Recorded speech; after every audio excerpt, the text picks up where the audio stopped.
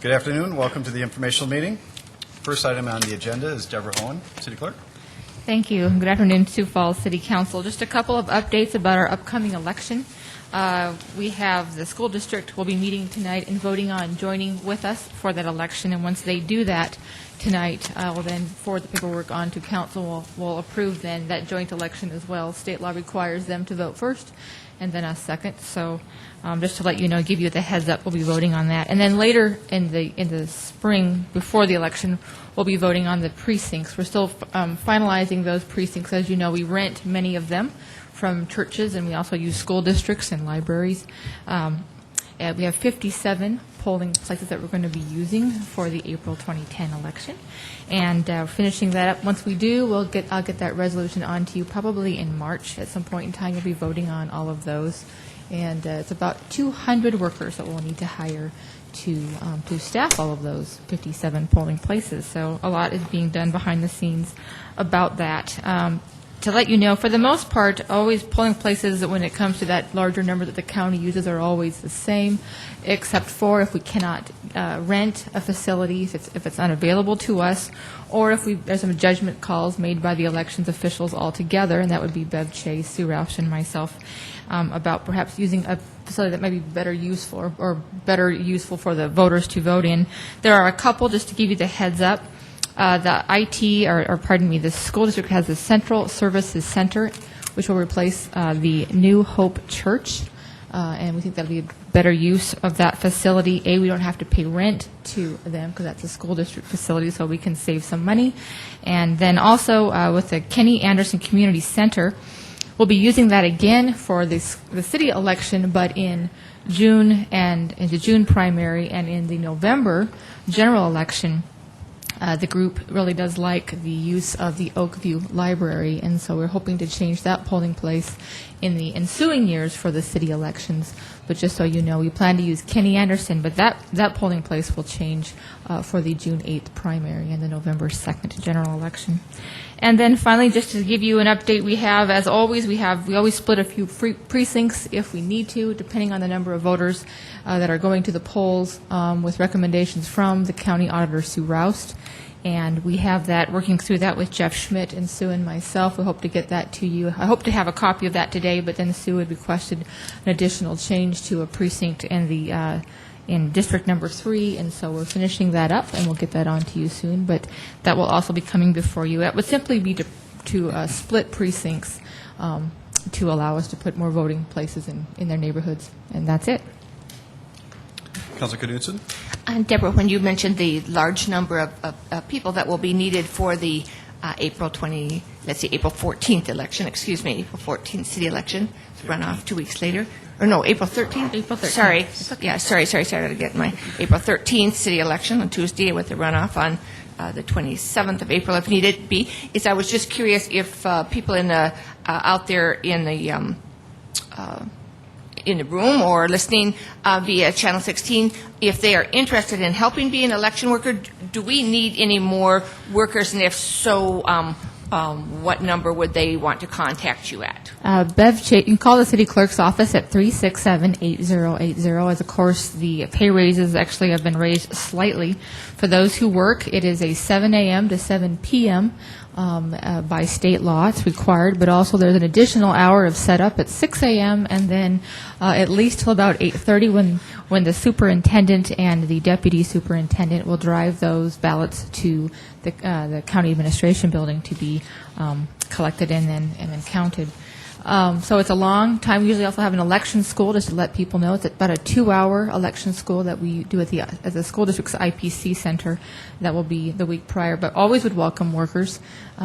We try to hire ones who are, of course, trained and are experienced, but always open to new help. So thank you. Councilor Brown. Deborah, there was a story this morning about the voting centers that the school district is talking about. Have you been included in those discussions? And from a high level, can you give the council a sense of what that is? Absolutely. Actually, I am. We have talked about that off and on. And when the school district originally used the term super precinct, if you will, super precinct outside of the city of Sioux Falls really are those centralized polling places. That is what's done around the country. It is a trend more and more in the age of customization. People kind of expect to go to one place to do their shopping, to get their pharmaceuticals, perhaps shoes for the kids, and we see that in our culture. Likewise, with voting, people want to be able to go to anywhere in town if they're going to the east side of town, and maybe they vote somewhere else. Can they vote? Anybody could vote at any of the polling centers. And I think it's actually a great idea. We do have to change some laws to allow that to happen. I would be in support of that, as long as we can give the assurances that we're not going to count a vote more than once. But clearly, it would be much easier for people to, if they're going to the grocery store, and we choose that to be one of those centralized polling places, that you could simply vote, get your groceries, and then go home to your family.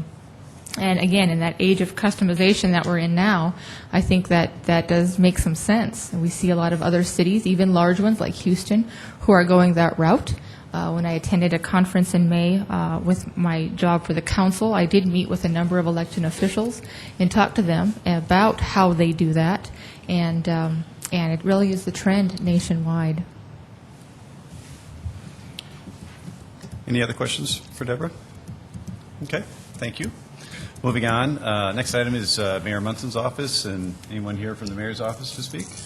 Seeing none. Audit committee, no report. Fiscal committee, No report. land use committee, no report. Public service committee. We'll have a short meeting after the executive session to talk about repealing the dance hall ordinance, which is antiquated. So we have a proposal in front of us. We'll look through that and then likely forward that to the full council. Any questions for Councilor Brown on that? Next item is City Council open discussion. Is there any open discussion items?